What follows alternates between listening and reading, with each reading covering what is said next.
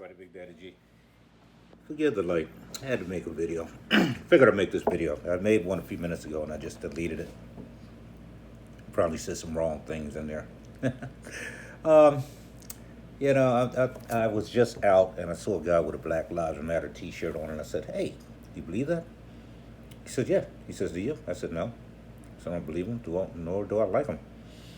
He says, well, the t-shirt might not be doing nothing, but the organization is. I said, no, they're not.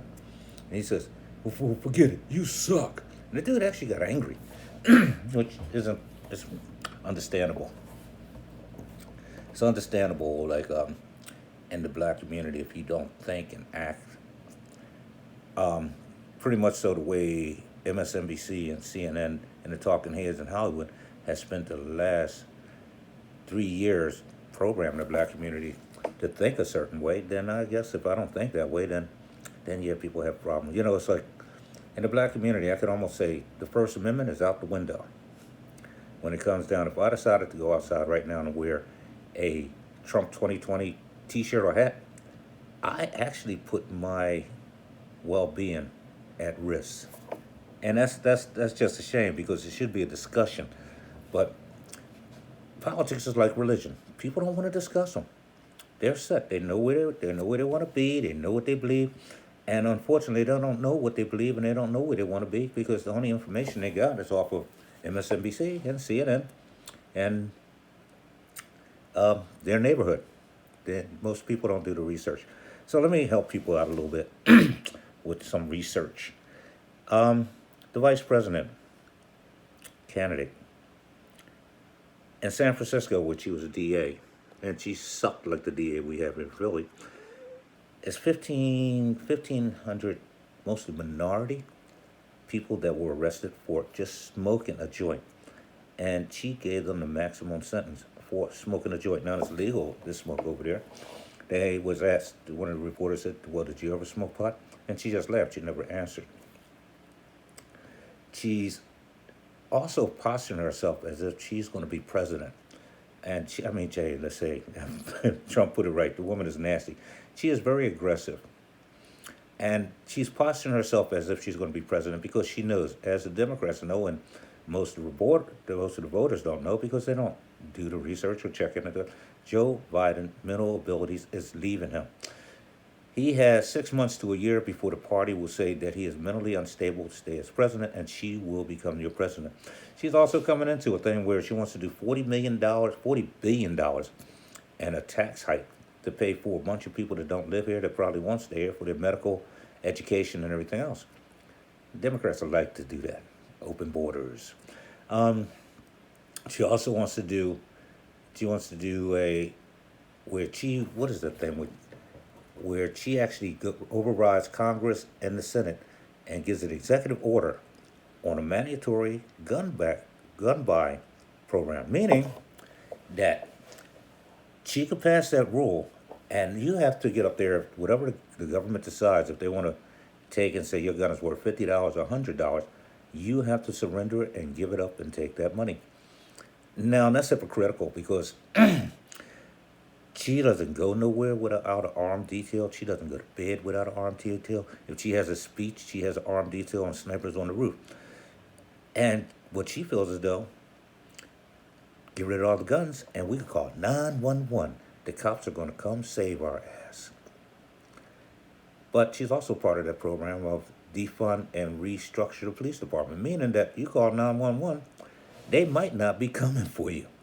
And I put this out there because a lot of people they're excited. Oh, here's another black that's going to get into the White House. If you live in inner city and you are a gun owner, a legal gun owner, and you understand the importance, if you're black, and you understand the importance of having that security in your house in case somebody breaks in, she wants to take that away from you. Yes, that's right. Take it away from you. So you can stand at the door with a baseball bat or with foul language telling criminals that's not going to give up their guns that they not coming in. Like, that's not going to happen. So what I'm saying, I'm putting that out there because you need to research that.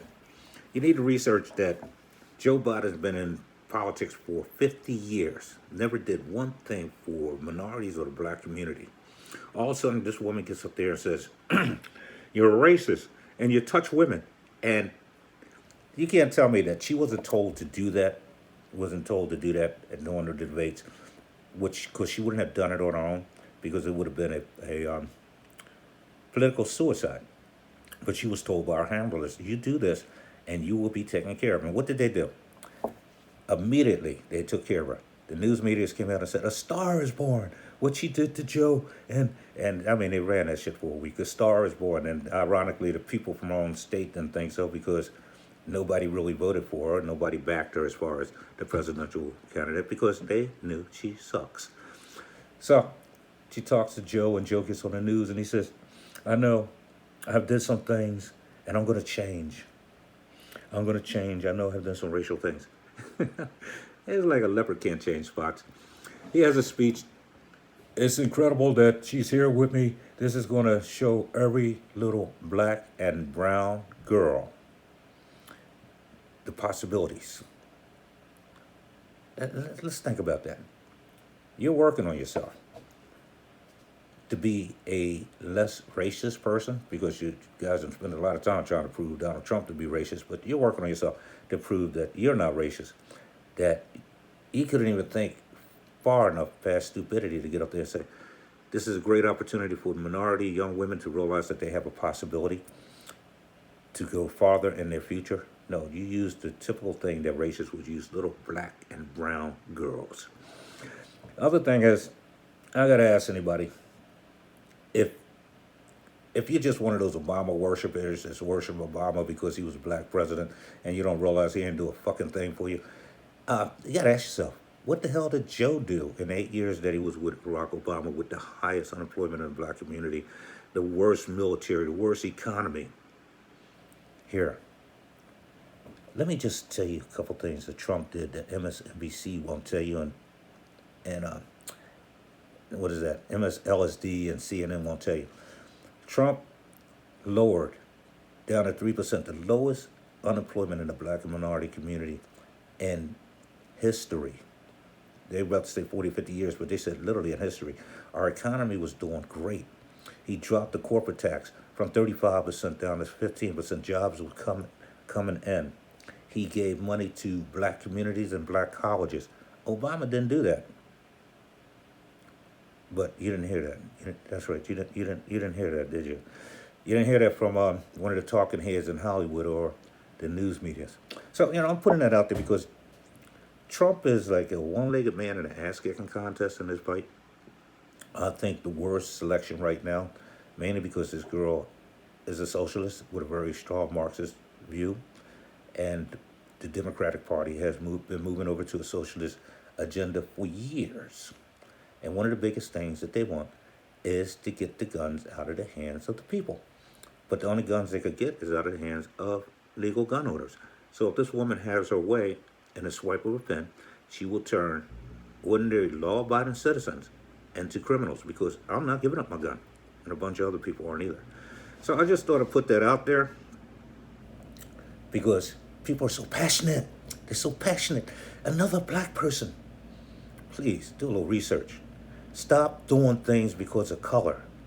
Color is what you got this into. Let me tell you about color. You're not hearing anything about racism out of the Republicans or from Trump, but you're constantly hearing it from the Democratic Party and the media. They come up with things like systemic racism, white pride, white privilege. And they keep kicking it over and over and over again. You got flags talking about, oh, white privilege. The white people got privilege. I work with a lot of white people. They don't have any more privilege than I do. And I don't think I'm going across systemic racism. Yeah, that stuff happened back in the 60s and 70s. But I don't think it's happening now. And today it's pretty much so, whatever you want to do, if you want to get out there and exert yourself and be a hard worker, you can pretty much so do whatever you want. I mean, we got black millionaires all over this country. So if you feel as though you're being depressed or suppressed by the white society, if you feel as though you're suffering through systemic racism and that white privilege is holding you back, then you're just an asshole fucking loser. Get your head out of your ass. Look at where you want to head. Do some work and get there. Big Daddy G out.